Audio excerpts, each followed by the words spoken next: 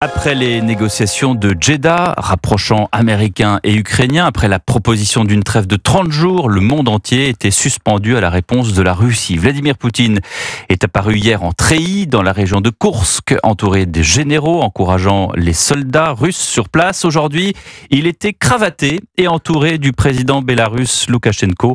Les télévisions du monde entier étaient braquées sur lui. Bonsoir Wilfried de Villers. Bonsoir Pierre, bonsoir à tous. Ce qu'on peut dire, c'est qu'il n'est pas apparu très pressé de signer cet accord de trêve.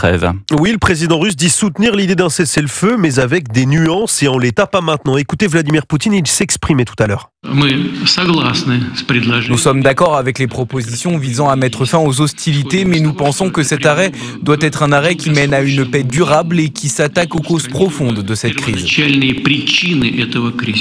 Vladimir Poutine ne dit donc pas clairement oui à ce cessez-le-feu. Lui qui, depuis le début de la guerre, a toujours refusé l'idée d'une trêve. Aujourd'hui, il le répète, il lui faut des garanties pour que cette pause des combats ne donne pas un avantage à l'Ukraine.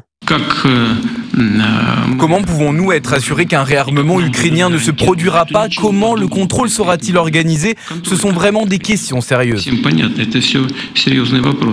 Des questions, des conditions, notamment sur le contrôle du respect du cessez-le-feu et pas question que ce soit des troupes européennes qui s'en occupent, à rappeler le Kremlin plus tôt dans la journée. En tout cas, le dialogue semble désormais ouvert. Vladimir Poutine évoque même un possible appel téléphonique avec Donald Trump et il pourrait rencontrer ce soir l'émissaire américain de la Maison-Blanche sur les dossiers internationaux les plus sensibles. Steve Witkoff est arrivé à Moscou aujourd'hui. De son côté, Donald Trump juge prometteuses les déclarations russes, mais incomplètes. Un rejet russe serait très décevant, a-t-il martelé ce soir. En attendant, sans oui clair de Vladimir Poutine, Moscou maintient, accentue même sa pression sur le front, notamment dans la région de Koursk, où l'armée russe est à nouveau en position de force.